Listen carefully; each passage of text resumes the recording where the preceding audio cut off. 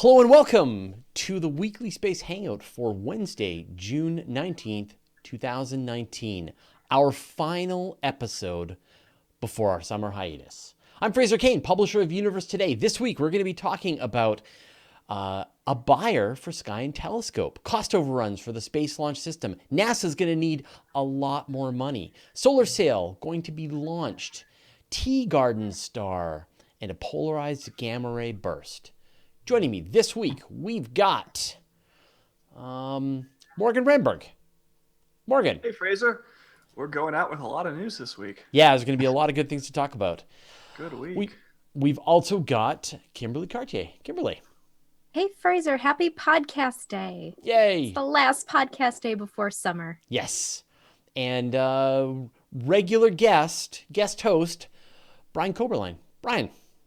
Hi, Fraser. Nice to be on again. Yeah, and now you finished your school, and now you've been able to sneak in just a couple of weeks of Weekly Space Hangout, and now you get your summer as well. So That's right. now, before we get into our special guest, and I promise it is an amazing guest, we need to talk about the fact that we're not going to be here for the next 2 months. And I know this is sad. I know you've come to expect the Weekly Space Hangout every week, but we are going to be on our summer hiatus. Now, there's going to be some interesting stuff that will still get put onto the feed. We've got the upcoming Star Party that's going to be happening down in Joshua Tree. We're going to be recording a bunch of live shows, and I'm sure we'll put some stuff into the feed there. So there'll still be some interesting stuff that's going to happen. But this is your time to finally join up with the Weekly Space Hangout crew. This is the community that formed for this very purpose, which is to huddle together and wait together for the summer dry spell to pass. So go to wshcrew.space. They'll hook you up. They'll give you your executive producer credentials. They will welcome you with open arms into their community and help and chat with you about space and astronomy news all through the summer until we return back in September. So this is it. This is your moment. Don't forget to do it. If you want to be amongst like-minded people, join the Weekly Space Hangout crew. All right, let's get into our very special guest. Corey Gray, welcome to the Weekly Space Hangout. Hey, thank you. Thank you, Fraser. So who are you? What do you do?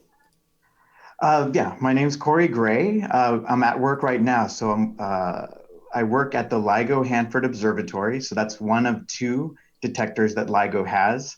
And it's part of a network. So LIGO is one part of the gravitational wave, land-based gravitational wave detectors. There's another detector in Italy that is Virgo, and they're separate from us. And then, so LIGO is operated by Caltech and MIT, and it is funded by the National Science Foundation. And I am the lead operator here at this observatory. And I didn't say what state I'm in. So I'm in Washington State, and the other LIGO observatory is in Louisiana. So what does the lead operator, now we've talked a tremendous amount about LIGO. We reported on many of the discoveries. So our audience is going to be very familiar with LIGO and the work that you're doing there. But what does the lead operator for this instrument do? Oh gosh, the last couple days I've been just looking at schedules. We're trying to figure out how to run this machine 24/7 with operators. Operators are basically the people that drive the machine when we are collecting data. So that's what we're doing now. So starting April 1st, we started observing run number 3 or O3. And for the most part, we're running 24/7. And so operators are on shift for those. We're going to be on shift for basically about one calendar year, roughly. And we have a team here, we have a team in Louisiana at the other LIGO detector, and then Virgo has their own operator team as well. And as far as a lead operator, there's some supervisor type stuff that I have to deal with. But for the most part, I also take shifts as well. So half of my time are on shifts. So I just finished some graveyard shifts about a week and a half ago, and I'll be going back on evening shifts next week. Right.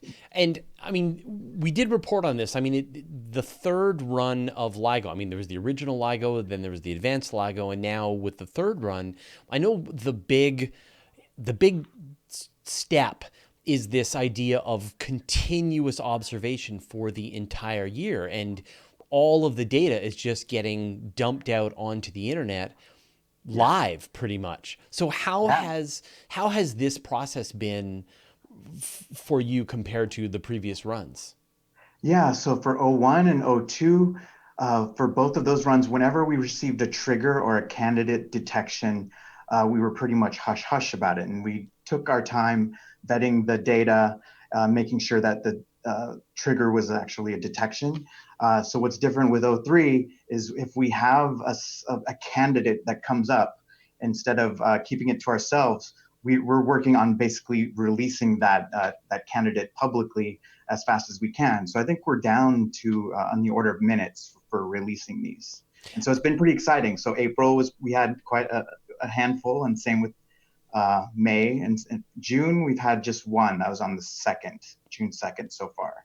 So it's a little slow so far for June. Right, and the original prediction with this new operating run is that in theory you would be turning up an average of one detection every week. So how on schedule are you so far?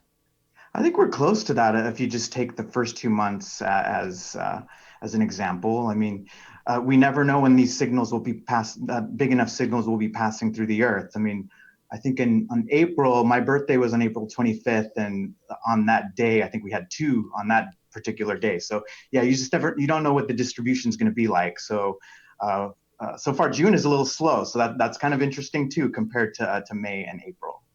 And so with the previous run, of course, that was the one that discovered the colliding black holes. We also got that amazing discovery of a black hole colliding with a neutron star. What are some of the additional capabilities that are built into the system with this run, and what are some of the things that you're hoping to see? Yeah, the neutron star black hole candidate was in O3. But as far as with each observing run, the way we run is that we alternate. So we collect data, and then we go offline for on the order of months to upgrade the machine. And that's kind of how we've been going for the last, since 2015. And so our sensitivity is getting better. So that hence the increase in candidates that we have. And so far we've had, a few BBHs or binary black hole mergers. And I think we've had one or two BNS, binary neutron stars, and then candidate as well. And then there's the black hole neutron star candidate as well. So all of those are just candidates too. So nothing's confirmed yet. Right.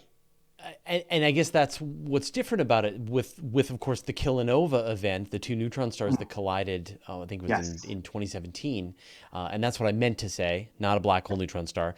The Kilonova event, as you said, that was hush hush. There was, several thousand quiet astronomers were following up on the observations made by the gravitational wave event, and were able to do this really careful work. But this time around, as these new candidates are pushed out onto the internet, anyone can just follow up right away with their own observations within, as you say, within minutes. Like you don't need to ask for permission anymore. You hear the news, turn your telescope and see what you can find.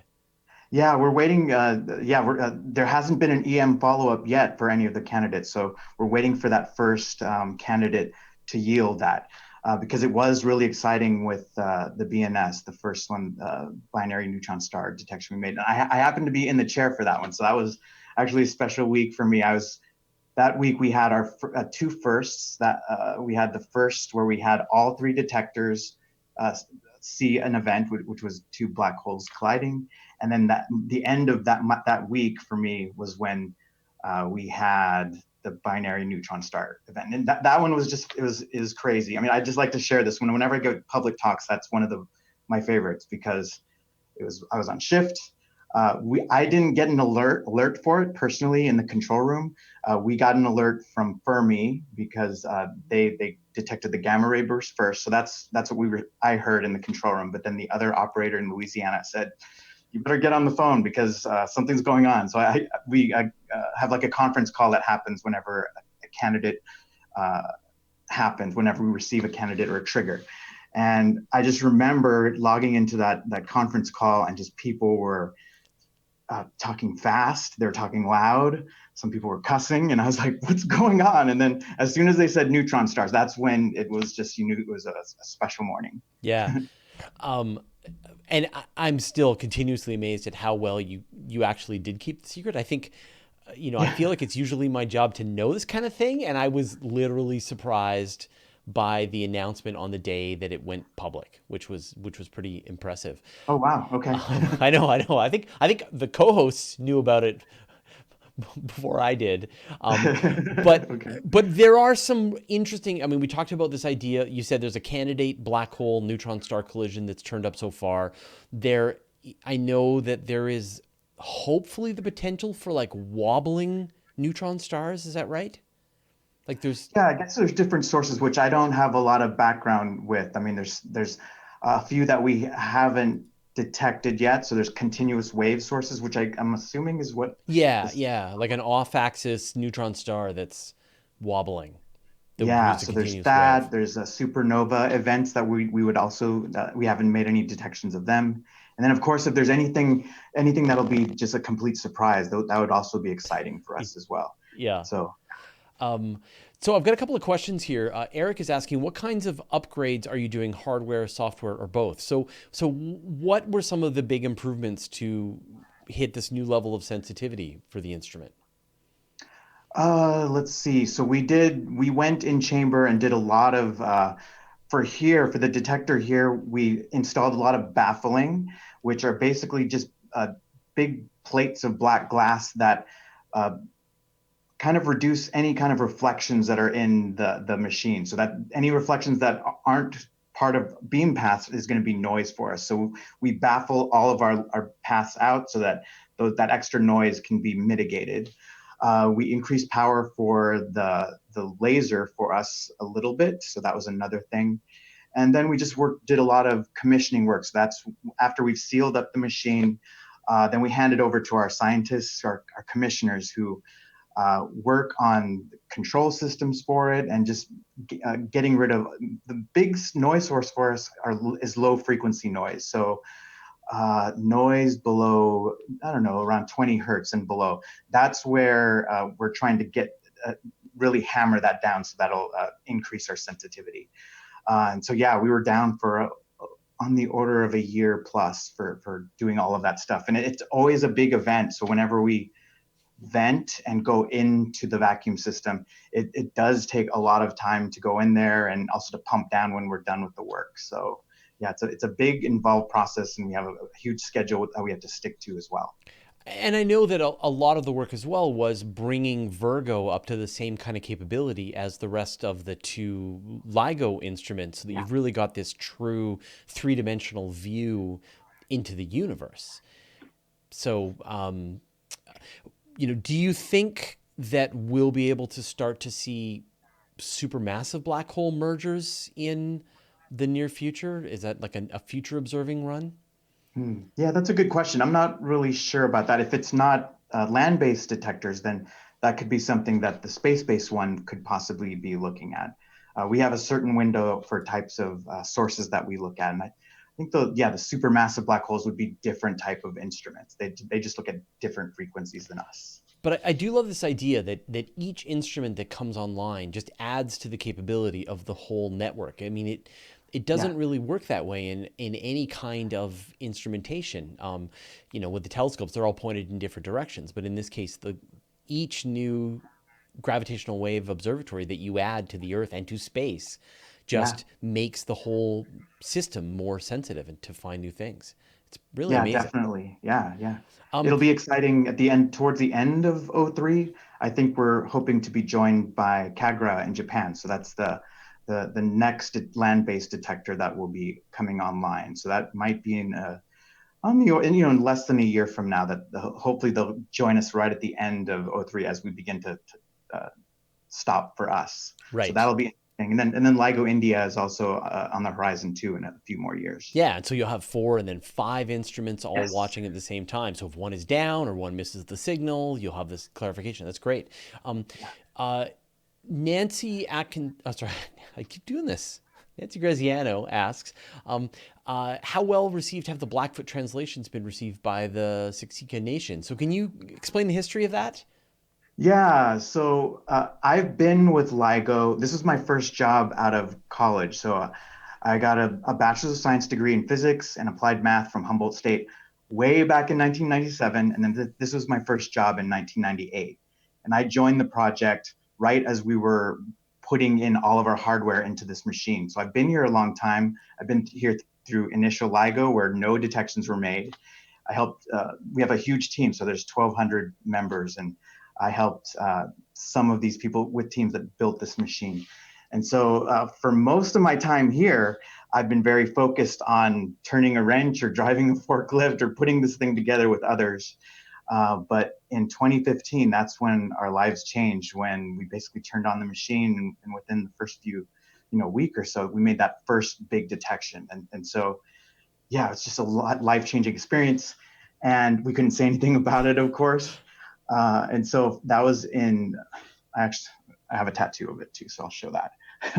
So September 14th, 2015, in case I ever forget, I can always look at my arm. That's That handy. is when the detection happened. And 5 months after that is finally when we announced it.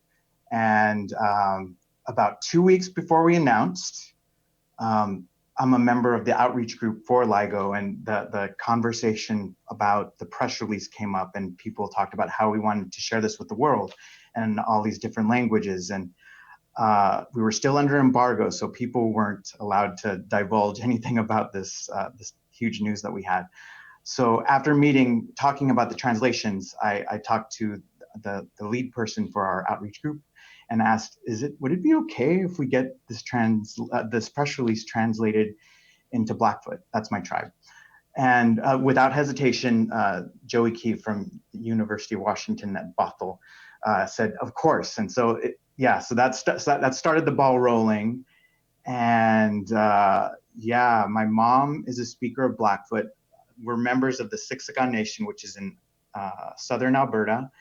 And my mom is a speaker. I'm not a speaker. There's a lot of reasons for that. But yeah, so I had the press release. I was able to tell my mom about this big story, and she had 2 weeks to work on it. So she had the scientific document, and she did recruit some other family members to help a little bit with some of the words. But basically, I think with a few days to spare, she came up with the translation, and then we posted it online when we announced. And it was just an exciting thing, and it's a story that just keeps on growing, I guess. I mean, my mom, we didn't get a lot of attention at the beginning, but yeah, recently we surprisingly have. So I'm so glad my mom has gotten a lot of recognition. I've actually gotten to work. I mean, I didn't think about it, but just to have the opportunity to work with your mother is also something I'm proud of. We gave a talk together for the first time in Blackfoot country at the University of Lethbridge about a year ago. And I think from that, a lot of people from our tribe became aware of what LIGO was or is, and what gravitational waves are, the translation that my mom made, and just a lot of attention came from that talk. And I've actually been up to Calgary, flown into Calgary 7 times in the last year because of that. So in the last year, I guess I could move up there now. And then I think it's all culminated with the 2 recent stories where my mom, this work that my mom's done has gotten more national attention. Like it started with NPR back at the end of March. So I got to talk to Nell Greenfield Boyce. I listened to her all the time driving into work, but it was crazy to actually get to talk to her, and she talked to my mom.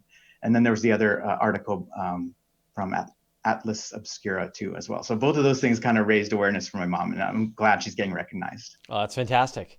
I can just imagine the challenge of trying to translate words like laser interferometer into Blackfoot, right? Yeah. A lot of words. There's quite a few words that can just be directly translated into Blackfoot, but I actually have a note here of the literal translations for words that aren't in Blackfoot. So for interferometer, the literal translation in English is light splitter and Mary/Union measurements. And the word for it in Blackfoot is just a big long word, so I'm not going to. That's amazing. But yeah. Corey, where can people find out more about what you're working on and just follow along? You can always go to LIGO.org, and then there'll be links to all of the detections that we've recorded so far, and you could find the translations there and more information about all of the detections there as well. Well, fantastic. Again, thank you so much for joining us today. Absolutely fascinating, both professionally and personally. Really exciting. I can't wait to hear the next big discoveries. Nobel Prizes for everyone. Yeah, okay. All right. Thanks a lot. Thank you. Bye. All right. Let's get on to the rest of the news. I choose Kimberly. Hello. Let's talk about That's me. The best thing ever. Solar sails. The best thing ever. We're going to be sailing with the sun in space. It'll be really cool. So what we're talking about is almost exactly 5 days from now while we're recording, the Planetary Society is going to be launching a mission called LightSail 2, which is a CubeSat that will be 100% powered by the sun's energy. That includes all of their internal instruments and computers, but also their propulsion system.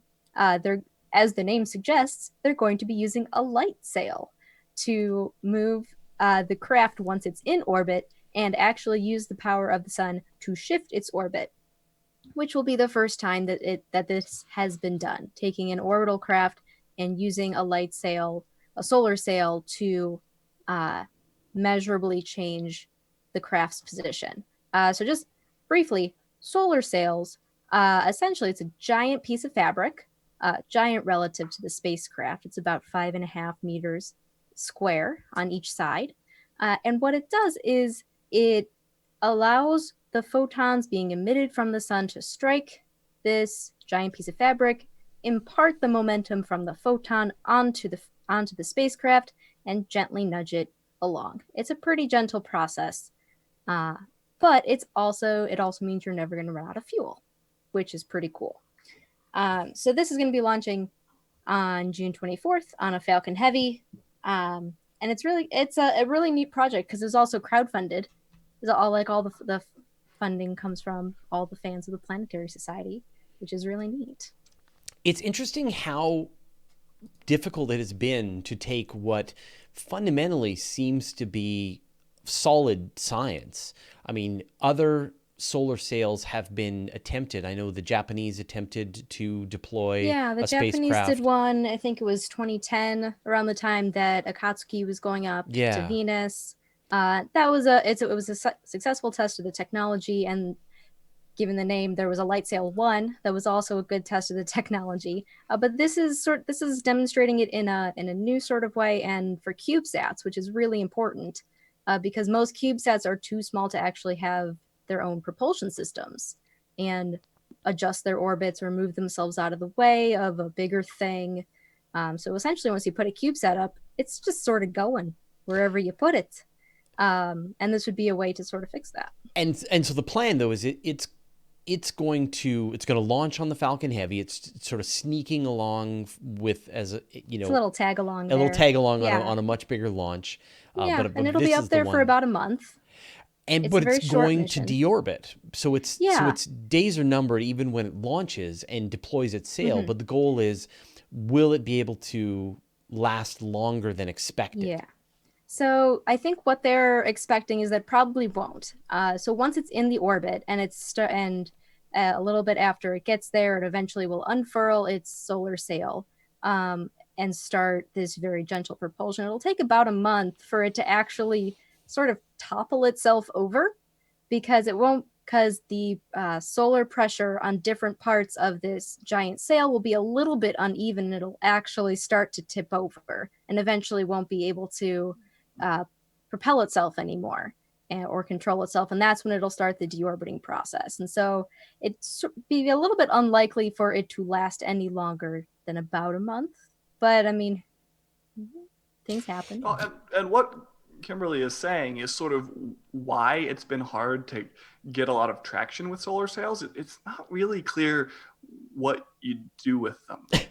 Because on this very small scale, on the CubeSat scale, you can put a little ion engine. This is what SpaceX is doing with Starlink in a shoebox for like dollars. It's really not a lot of money.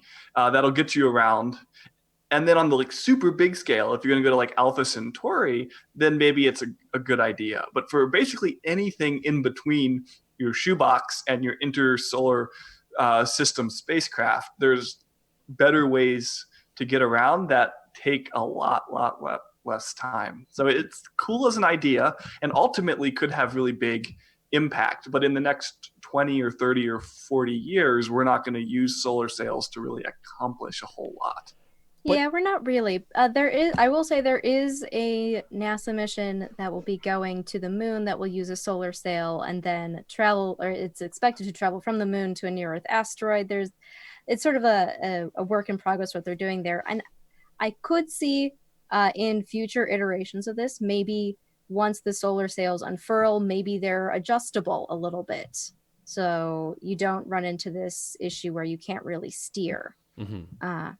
I think this will be a good proof of concept for applying this sort of technology to CubeSats. Where we go from here, like Morgan said, a bit unclear. Well, so, I mean, there's really a bunch cool of applications that I think work really well. Things like station keeping, where you need to use a tiny little bit of fuel non-stop for years and years and years to keep your satellite in its location. And I can also think about a lot of satellites that say there was a problem with their upper stage booster and they didn't get into their perfect orbit. And so the satellite had to be scrapped. But if you had one of these solar sails and you could figure out how to get them into the right trajectory, you could end up with a situation where instead you take an extra year or two to get your spacecraft into its final orbit thanks to the solar sail. Yeah, but ion engines are more efficient for basically all of that. They're totally reliable. Like you can't make an ion engine that doesn't work. And I think there's always going to be this uncertainty with solar sails, just like there are with parachutes, just like there is with James Webb. Is it going to open? Right. And would you trade that uncertainty for a really foolproof system that costs maybe a little bit more, but probably not really? But it still has a finite amount of fuel. That's all. Yeah. The big advantage of this is that it will be able to propel itself pretty much forever as if it can stay pointed in the right direction. Yeah. And if you have solar sails, then you can have space pirates. Also true. Yeah, exactly. So next time you launch a CubeSat, make sure you paint on your skull and crossbones. And I think there was already a fantastic example of a solar sail in use, which is, of course, the Kepler mission. When they went into the survival mode with Kepler, they used the photon pressure from the sun and they balanced it perfectly to be able to point at a very specific object in the sky. So, I think there's value to that. And kudos to the Planetary Society for testing this out. I can't wait to see what happens. I want there to be solar sails, okay? And I don't care, Morgan, if they're less efficient than ion engines. I want this to happen. Brian, why don't you tell us something about gamma ray bursts? Gamma ray bursts. So these are these interesting things that we pick up. They are very powerful, very short-lived bursts of gamma ray radiation. They are coming from billions of light years away. They can last something on the order of a few hours to even as short as milliseconds. And because they're very bright, there must be something very powerful driving them. But because they're short-lived, it's hard to figure out what they are. Particularly in gamma rays, you can get kind of the brightness curve of it, but it's hard to get a lot of details. And so one of the predominant ideas of what these things could be would be an early, really massive star, probably highly rotating, that collapses into a black hole. And it creates this jet of energy, this jet of gamma rays in our direction. But that's still an educated guess because we don't know what the structure of the thing is. Well, recently there was a gamma ray burst that was picked up by Swift. And when the notice went out, the ALMA radio observatory in Chile pointed in that direction in Fornax and looked for what's known as the afterglow. So basically this gamma ray burst is this powerful beam of light. But of course, it's not vacuum between us and them. And so when you have these high energy gamma rays, they collide with some of the diffuse gas in between us or near that event. And it creates all sorts of things like X-rays and radio waves and everything else. So ALMA looks at radio waves or microwaves, and they observed the afterglow of this gamma ray burst. They also observed the polarization of it. And if you think of light as a wave, then the polarization is the orientation of that wave, whether it's going up and down or back and forth or whatever. The reason that's important is that the polarization of radio waves tells us a lot about the magnetic fields around whatever that light source is, because radio waves are generated by material in strong magnetic fields. And so, for example, the strength of the polarization will give you an idea of the size of the magnetic field, the size of the region that's creating these radio waves. And there are other things that you can tell too. So this initial study looked at the polarization and found the magnetic field was about the size of our solar system.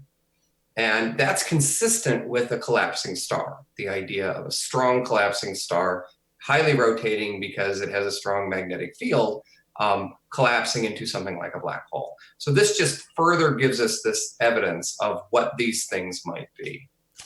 What a surprise. They're somehow related to black holes.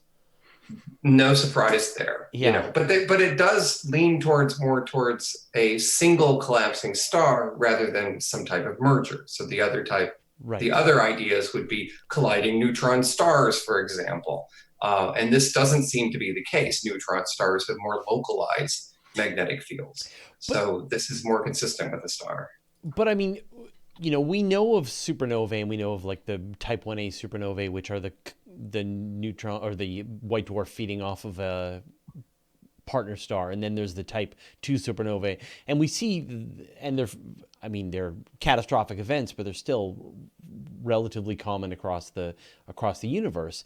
But is there not this sort of smooth transition from a regular old star exploding and these gamma ray bursts? Is there something special? Is it the size of the star? Is there some kind of additional event or physics that's going on to make these so different? So that's what's still not clear. What we know is that these are different than your regular supernovas in the sense that they're extremely energetic. They're far more energetic than anything else that we see, which probably says that it's some type of beaming, some type of jet that happens to be in our direction. But the fact that it's so powerful and so short-lived is unusual. And so we're not clear of what that mechanism is to create that powerful, that rapid of a beaming effect. So something to do with black holes, but it is... So, I mean, is it possible that the regular supernova that we're seeing we're just seeing the same object just in different directions? Kind of like the way quasars, right? We've got different kinds of quasars, and we realize we're just seeing them in different angles. Or is it that there is something special, like when I think of like a magnetar, where it's got a ridiculously powerful magnetic field that is dramatically more powerful than anything around a regular neutron star, say? Right. And that could be the case. That probably is the case given the way this astrophysics works, is that it tends to be a matter of scale. But we haven't confirmed the relationship between what it is. I mean, this is an interesting discovery because so much of these have just been, we see them, but we have no real idea what they are. We're used to looking at things over time, and these really short bursts are just hard to study. So being able to study things like polarization and the afterglow is a huge jump up in the amount of information that we have. Right. And I guess having that polarization information just gives you a whole other line of study into what's going on, because light and magnetism, it's got to be in certain kinds of orientations to be able to generate those kinds of signals. And so it just gives that type of data can be complied with other frequencies of light in order to really get a good picture of what's going on. Right. Awesome. All right, well, Morgan, I'm going to go next, and that'll lead into your story. So now we, of course, know about the Artemis mission. This is NASA's plans to send humans back to the moon by 2024. Roll your eyes if you like, but this is the plan. This is what's happening. And of course, just a couple of months ago, as part of this plan, NASA Administrator Jim Bridenstine announced that they would be asking for an additional $1.6 billion to make the various modifications to the SLS, to the Orion system, and to the Deep Space Gateway to be able to make these missions, to accelerate the humans fly to the Gateway and then down to the moon. They would be purchasing landers, etc.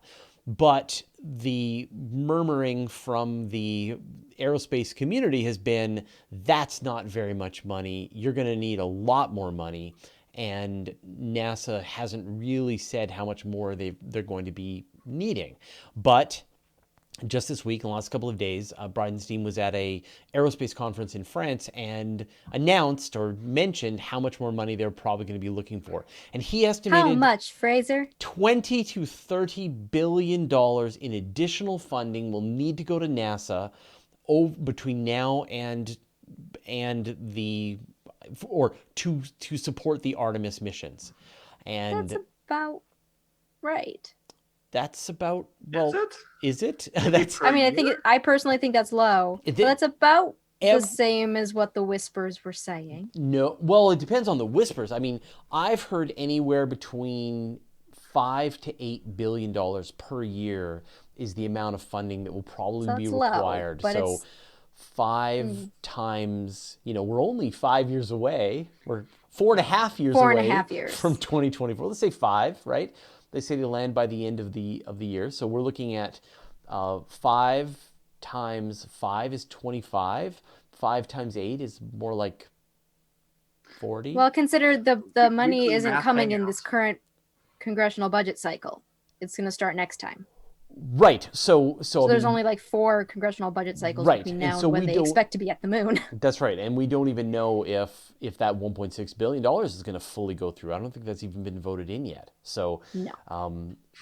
So Congress is going to need to get on board to actually fulfill this. And of course, I mean, a lot of the various projects are coming fast and furious. I mean, it's like, I gotta say, as someone who is trying to digest all of the new announcements that are coming out from NASA as part of this, like, it is a full court press. We are seeing announcements for the power system, for the gateway, for the power and propulsion module. We're seeing new lunar landers. We're seeing rovers that are going to be exploring lava tubes. We're seeing, like, there's a ton of new announcements of hardware that's being planned to be purchased. So I think from NASA's perspective, they've already got the money and they're spending it. And who knows what's going to happen.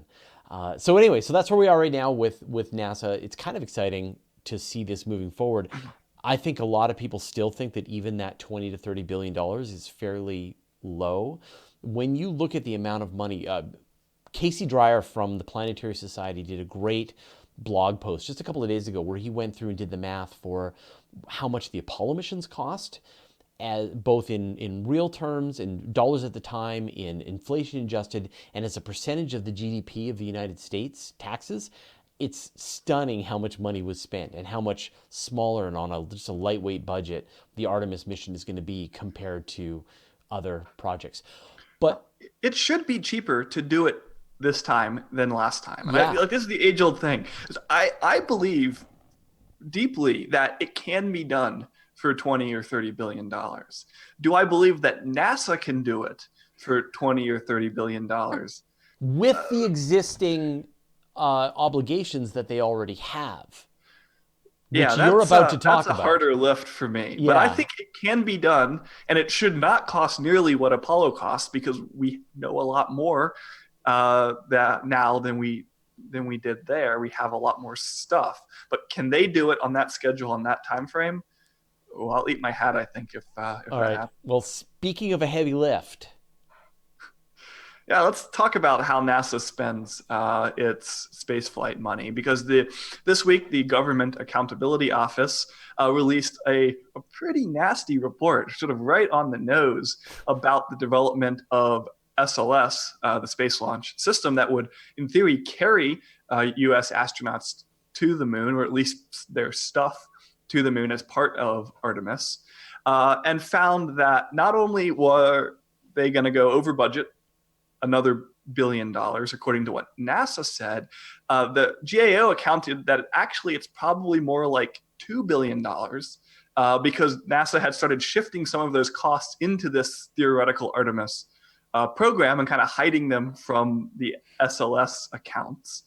That the June 2020 launch, or June 2020 launch is probably not realistic, and that it's probably more accurate to be talking about a June 2021 launch. And to top all of that off, despite going further over budget and further behind schedule, NASA has awarded the prime contractor Boeing basically all of their performance-based bonuses, Right. Which is a pretty good deal if you ask me. Isn't that the same thing they did with James Webb? Basically, I think you pretty much always get these performance-based bonuses. And I should say that NASA's Bill Gersmeyer released a pretty strongly worded statement sort of pushing back against what the GAO had found, saying that they were basically choosing all of the worst case scenarios in budget and in timeline, and criticizing the office for its tone in the report. But as an outside observer, choosing the worst case scenario is so far proven to be a pretty realistic option. And so there's, I think, really little reason to think that we should trust NASA more than the GAO on how this thing is progressing. So, I mean, what are the implications, right? I mean, if it's going to not launch in 2020, it's going to launch in 2021. Is that it? 2024 is out the window? I mean, if you think about it, what they're supposed to be doing basically has no relation to the Artemis project. The whole idea here was to fly it up with Orion around the moon, do their thing. But then Orion is going to be used at best for one piece of Artemis and potentially for none of it at all. And it's not clear what role SLS necessarily needs to play. So, I mean, if you want to be optimistic about Artemis, you can say that who cares really what SLS is doing, because you can do Artemis without SLS, and you almost certainly can.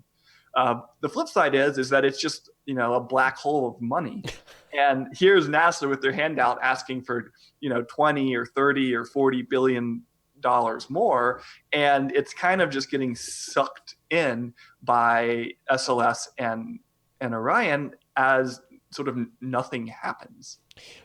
So, I mean, we're looking at here, the SLS launches, say, 2021 with the Orion capsule on board. And an Orion capsule has already been flown to space and tested. So this would be the next test of an Orion capsule. And this is just going to be a test. I mean, this is just going to be to demonstrate that the Space Launch System works, that you can indeed burn up beautiful RS-25 engines into the atmosphere and launch these super heavy payloads. Its next use will be to launch the power and propulsion module. I'm trying to think what the next. What if SLS doesn't work? I mean, This is rocket science. It's every time you've seen a new rocket developed, it blows up. So it would not be. There'd be nothing wrong inherently with a failed test of SLS.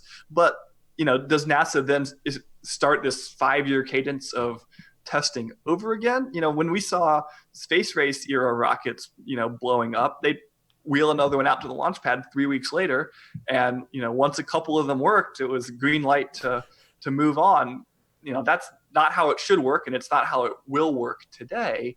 But if you can't even get the thing out the door the first time, what happens when you have to make all these adjustments and then work it into this much more complicated system, mating it with the spacecraft and the support systems and the space station and all of that? So, I mean, will we get to this part where the SLS truly becomes disconnected from the Artemis mission. If SpaceX can somehow get the Falcon Heavy human rated with the Crew Dragon, or to be able to mate to an Orion, I'm not sure even if the fairing sizes work, or if, I mean, but there are no other options, right? I'm just like, that's it. I just said them. Well, I mean, yeah, you could use a Crew Dragon or a Boeing Starliner or something like that. Both of which have a lot more space than the Apollo command module But not deep space had in them. capability. I mean, so yeah, your bet is, can Boeing or NASA or SpaceX develop a service module component Yeah. to that faster than Orion? It's not really clear that Orion has all the right parts for doing this either. It, in theory, is supposed to be deep space capable, but no one's tried that. Yeah. So right. So the question is, like, could SpaceX or Boeing develop a service module that could go along with the Crew Dragon or the Starliner that would be able to handle a journey up to the Gateway? They could launch the Gateway on a Delta Heavy, or they could launch it on a Falcon Heavy. So there are theoretically alternative ways to still fulfill on the mission. Or you wait, let's be honest, another decade or so for the Starship to start launching. And then But Congress won't pay for it if SLS is not a central factor. And so this is the catch-22 right. of the whole thing. Yeah. So if the Trump administration is serious about this, they need to move forward independent of SLS. And if SLS happens to be there on time, then great, it might be the best tool for the job. But there's no way that Congress is going to allow NASA or the Trump administration to push forward without SLS. And you can't have one without the other. So you need both, which means you get neither. So, I mean, it really does feel like there is a pressure building here, and something's going to give. And it is an enormous opportunity for Blue Origin and SpaceX and Boeing and other launch providers to step in. ULA with their Congress is not going to fund it, and that's going to be the end of it. But if they, but if Starship is developed privately and they're able to, right? Absolutely, there's an end around option here for the private industry. I think the way Artemis ends is in sticker shock, and it's hard to imagine them allocating another $8 billion to NASA when there's many other things that Democrats and Republicans would both like to spend. I think that's your quote right there, Morgan. Artemis ends in sticker shock. I think that's exactly right.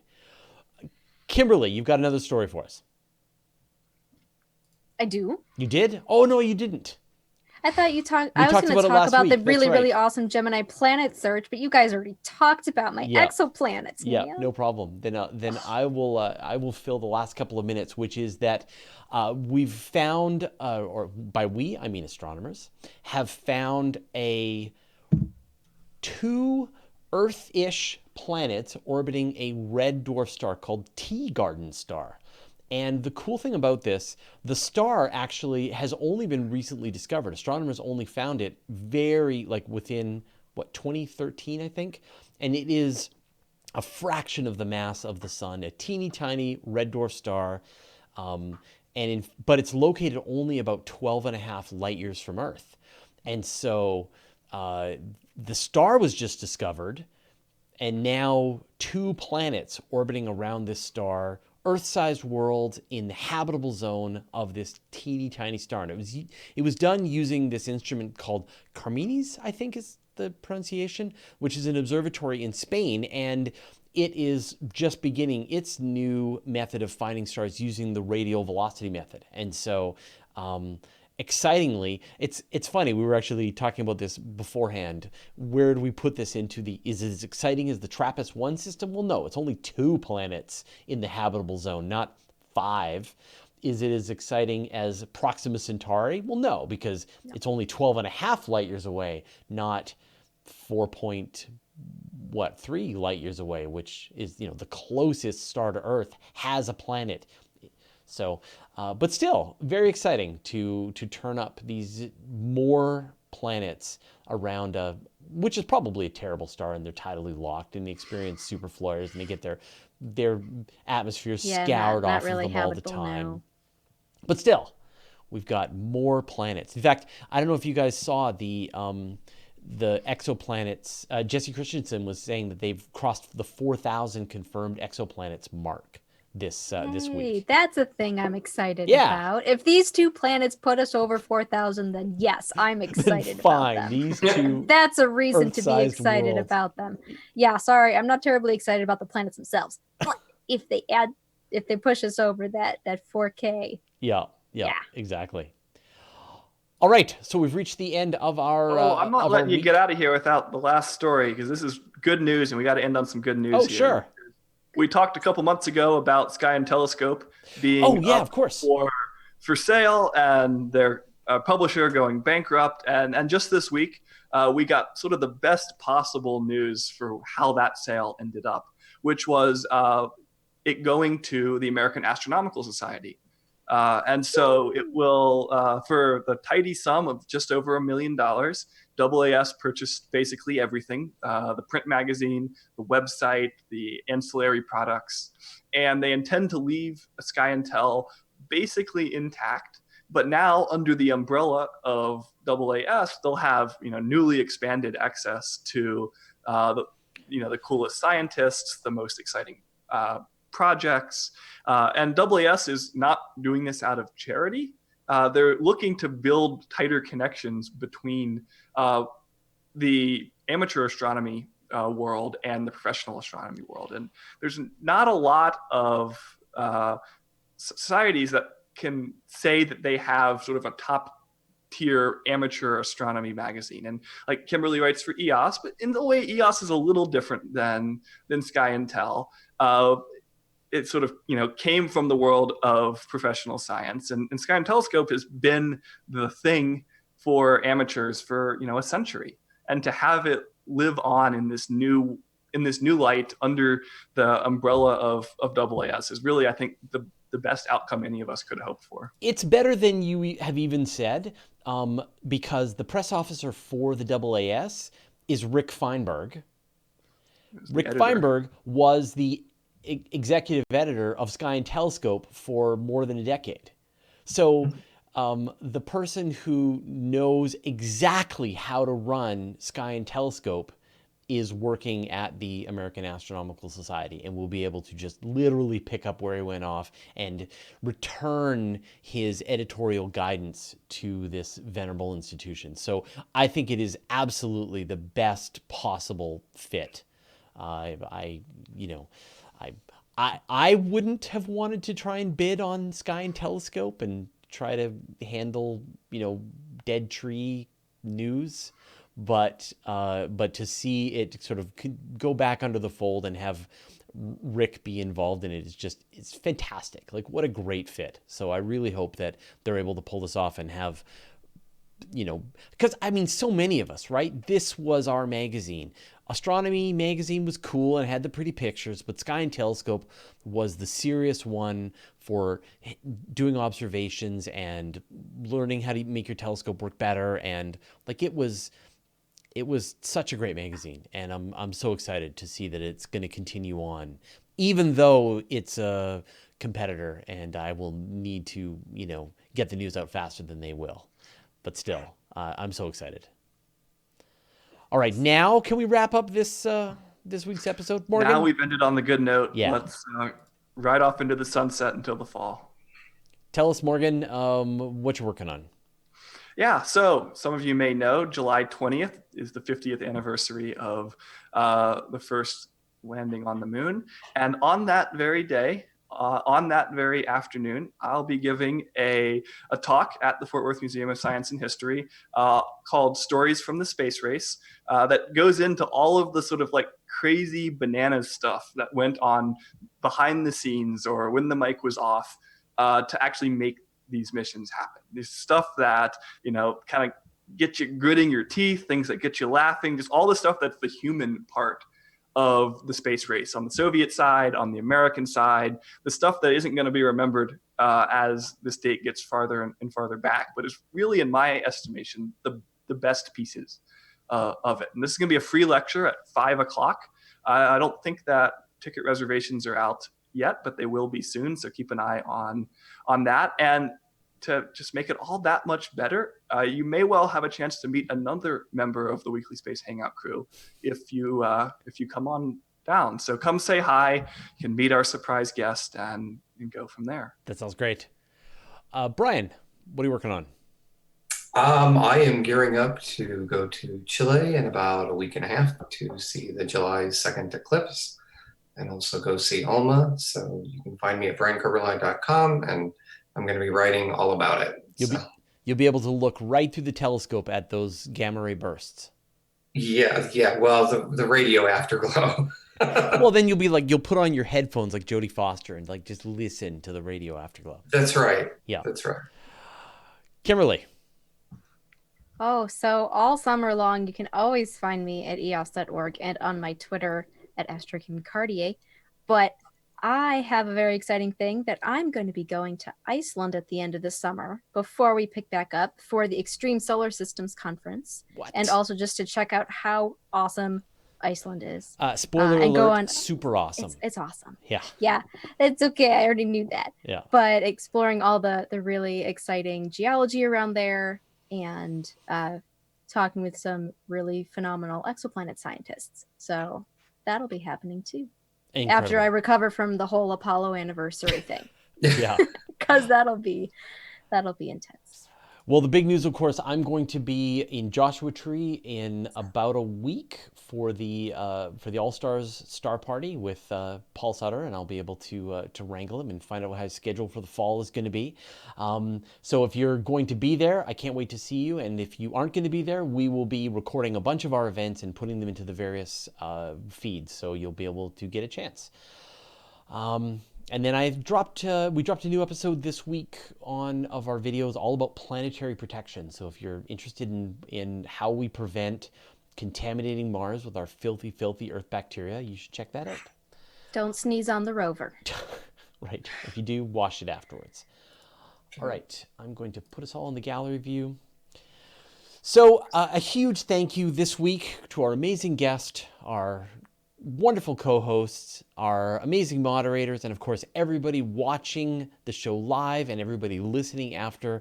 You guys make it all worth it to do this every week, and it's been super fun with this season, and I really am looking forward to the improvements that we'll make for next season after our much needed rest during the hiatus. So thanks everyone for joining us. It means a lot to us. It means a lot to me. I don't know if they care, but I care. So there we go. All right. And we'll see you all next season in 2